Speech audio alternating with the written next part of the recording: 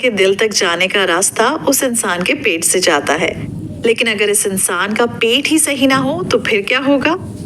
इसलिए ये बहुत जरूरी है कि सामने वाले का पेट सही हो और उसका डाइजेशन सिस्टम सही से काम कर रहा हो। अगर आपका कोई अपना डाइजेशन सिस्टम के सही से फंक्शन ना करने की वजह से प्रॉब्लम फेस कर रहा हो तो आप क्या करेंगे?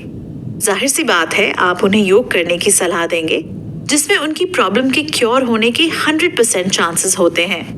योग और आसनों के जरिए डाइजेस्टिव सिस्टम को बेहतर बनाने की इस कड़ी में सबसे पहले हम बात करने वाले हैं इरिटेबल बाउल सिंड्रोम की। क्या आपने आईबीएस या इरिटेबल बाउल सिंड्रोम जैसे डिसऑर्डर के बारे में पहले सुना है? भले ही आपने इस सिंड्रोम का नाम ना सुना हो, लेकिन आप इसके सिम्टम्स से अच्छी तरह अवेयर होंगे। इरिटेबल बाउल सिंड्रोम एक बहुत ही नॉर्मल डिसऑर्डर है जो हमारे पेट में लार्ज इंटेस्टाइन या जिसे हम बड़ी आंत भी कहते हैं उसे इफेक्ट करता है।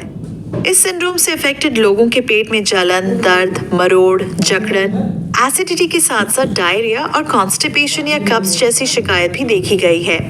ये प्रॉब्लम जब शुरू होती है तो बहुत ही छोटे छोटे सिम्टम्स हमारे शरीर में दिखाई देते हैं, जिसे हम अक्सर इग्नोर कर देते हैं, और इससे ये डिसऑर्डर आगे बढ़कर एक क्रॉनिक एलिमेंट का रूप ले लेती है।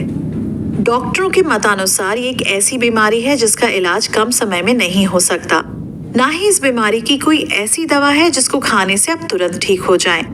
ये बीमारी आपको लंबे समय तक परेशान कर सकती है और इससे बचने के लिए आपको अपना भरपूर ध्यान रखने की जरूरत होती है। आईबीएस की अगर बात की जाए तो ये कोई जानलेवा बीमारी नहीं है। बहुत से लोगों में इस बीमारी के सिम्टम्स को खान पान में चेंज और अपने डेली रूटीन में चेंज के जरिए ही मैनेज किया जा सकता है।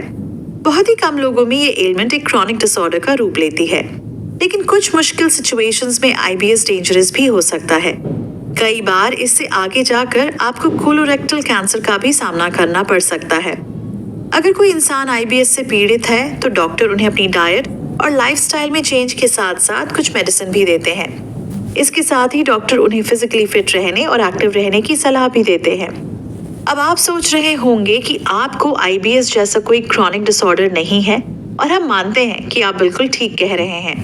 लेकिन क्या आप भी अक्सर होने वाले कॉन्स्टिपेशन या डायरिया जैसी परेशानियों से जूझ रहे हैं? अगर ऐसा आपके साथ है तो आपको अलर्ट हो जाना चाहिए।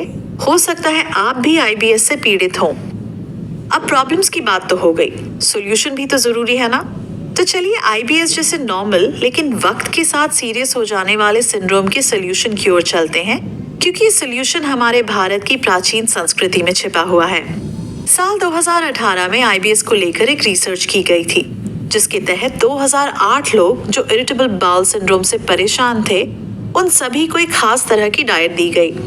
ऐसी डाइट जिसकी एडवाइस डॉक्टर इस सिंड्रोम से परेशान लोगों को देते हैं।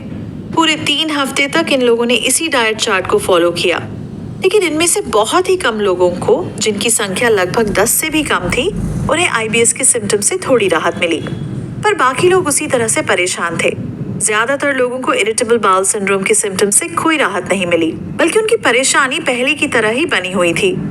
इसके बाद इसी रिसर्च के अंतर्गत इन सभी आईबीएस से पीड़ित लोगों से 12 हफ्ते तक योगा प्रैक्टिस करवाई गई। 12 हफ्तों के बाद इंस्पेक्शन के दौरान पता चला कि 208 में से ज्यादातर लोग आईबीएस के सिम्टम से राहत पा चुके थे। उन्हें अब तकलीफ बिल्कुल ना के बराबर हो रही थी। रिसर्च ने ये प्रूव कर दिया था कि इरिटेबल बाउल सिंड्रोम जैसे नॉर्मल लेकिन क्रॉनिक डिजीज का इलाज योगा और आसनों के जरिए संभव है। इससे पहले भी 2016 में इसी तरह का रिसर्च किया गया था, जिसमें इरिटेबल बाउल सिंड्रोम और दूसरी पेट की तकलीफ से परेशान लोगों को 16 वीक्स तक योगा प्रैक्टिस करवाया गया था। इस योगा प्रैक्टिस के बाद इनमें से ज्यादातर लोगों ने अपनी तकलीफों से राहत पा ली थी। इसी रिसर्च में कुछ लोगों को योगा अभ्यास के जरिए पैदल चलने का अभ्यास करवाया गया, और 16 हफ्ते बाद योगा अभ्यास और पैदल चलने वाले लोगों को कंपेयर करने पर यह पाया गया कि योगा अभ्यास करने वालों को पैदल चलने वालों से ज्यादा फायदा हुआ। लेकिन इसका मतलब ये बिल्कुल नहीं है कि पैदल चलने वालों को कोई फायदा ही नहीं हुआ था। उन्हें भी फायदा हुआ था, लेकिन योगा अभ्यास ने इस फायदे को कई गुना ज्यादा बढ़ा दिया, जिससे ये बात साबित हो गई कि योगा अभ्यास पेट से जुड़ी परेशानियों को और डाइजेस्टिव सिस्टम को स्ट्रॉन्ग बनाने में सबसे ज्यादा मदद करता है। इन दोनों रिसर्च के बारे में जानकर आप ये समझ गए होंगे कि इरिटेबल बाउल सिंड्रोम जैसी डाइजेस्टिव सिस्टम डिसऑर्डर को योगा अभ्यास और आसनों के जरिए आसानी से ठीक किया जा सकता है। लेकिन इसमें सबसे ज्यादा इम्पोर्टेंट और गहराई से समझने वाली बात यह है कि योगा अभ्यास कोई एलोपैथी मेडिसिन की तरह बिल्कुल नहीं है कि एक हफ्ते तक लिया और कई महीनों तक राहत मिल गई, या एक छोटी सी गोली हर रोज ली और आपको बीमारी से आराम मिल गया। एलोपैथिक मेडिसिन जहाँ एक और बीमारियों को ठीक करती है, वहीं इसका कुछ ना कुछ नेगेटिव इम्पैक्ट भी हमारे शरीर पर जरूर डालती है। इसलिए आजकल लोग दवाइयों से दूर हटकर नेचुरल तरीके से खुद को ठीक करने पर ज्यादा भरोसा करने लगे हैं। यही नहीं, हेल्थ एक्सपर्ट भी यही सलाह देते हैं। आपको ये समझना होगा कि योगा अभ्यास एक कंटिन्यूअस प्रैक्टिस करने वाला प्रोसेस है। ये एक ऐसा प्रोसेस है जिसे हम अपनी डे टू डे लाइफ में शामिल करना बहुत ज्यादा जरूरी समझते हैं। जब योगा अभ्यास आपकी लाइफस्टाइल, आपकी जिंदगी का एक इम्पोर्टेंट पार्ट बन जाता है, उसके बाद न सिर्फ इरिटेबल बाउल सिंड्रोम बल्कि कई तरह की बीमारियों से आप निजात पा सकते हैं। खास तौर पर योग आपके डाइजेस्टिव सिस्टम को 4 गुना ज्यादा मजबूत बना देता है। डाइजेस्टिव सिस्टम के मजबूत होने से कई लोग सिर्फ ये समझते हैं कि आपका खाना अच्छी तरह से पच जाएगा और आपको पेट में किसी भी तरह की तकलीफों का सामना नहीं करना पड़ेगा, लेकिन ये बात सही होते हुए भी काफी हद तक गलत है। दरअसल डाइजेस्टिव सिस्टम और पाचन तंत्र हमारे मेटाबॉलिज्म से जुड़े हुए हैं।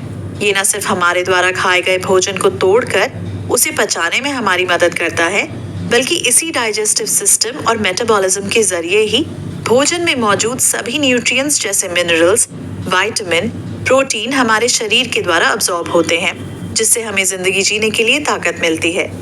इसलिए योगा अभ्यास हमारे डाइजेस्टिव सिस्टम के लिए और हमारे पूरे शरीर के लिए बहुत ज्यादा जरूरी है। ये तो हुई सेहतमंद बनने की जरूरी हिदायत, लेकिन अगर आप सेहतमंद और तंदुरुस्त रहने के साथ साथ खूबसूरत भी दिखना चाहते हैं, आप चाहते हैं कि आपका बॉडी शेप बिल्कुल परफेक्ट हो, तो आपको योग को अपनी जिंदगी में शामिल करना नहीं भूलना चाहिए। चलिए इससे जुड़ा एक सवाल मैं आपसे पूछती हूँ। बताएं वो कौन है जिनका शरीर बहुत भद्दा नजर आता है? इस सवाल का एक सीधा सा जवाब है ऐसे लोग जिनकी बेली निकली हुई होती है या फिर जिनके पेट का साइज बहुत बड़ा होता है। बिगड़ी हुई बेली के साथ उनका बॉडी शेप भी पूरी तरह से बिगड़ जाता है और वो दिखने में अच्छे नहीं लगते। इसलिए अगर आप अपने डाइजेस्टिव सिस्टम को हेल्दी बनाए रखने के साथ साथ अपनी बेली को कम करना चाहते हैं, आप अपने बेली को परफेक्ट शेप देना चाहते हैं, तो आपको योगासनों का निरंतर अभ्यास करना चाहिए। क्योंकि एक्सपर्ट भी ये मान चुके हैं कि अलग अलग तरह की एक्सरसाइज की तुलना में योग अभ्यास के जरिए बेली को सही शेप दिया जा सकता है। ये बेली फैट कम करने में सबसे जल्दी मदद करता है। इस एपिसोड को यहीं पर विराम देते हैं। अभी तक हमने जितनी भी बातें की हैं, उसके जरिए आप ये तो समझ चुके होंगे कि योग आपके डाइजेस्टिव सिस्टम और मेटाबॉलिज्म पर कितना अच्छा असर डालता है। साथ ही IBS और ऐसे ही दूसरे डाइजेस्टिव सिस्टम से जुड़े रोगों को योग के जरिए आप आसानी से दूर कर सकते हैं। आगे के एपिसोड में आप जानेंगे कि वो कौन से जरूरी योगा मेथड्स हैं जिनके जरिए आप अपने डाइजेस्टिव सिस्टम को और बेहतर बना सकते हैं।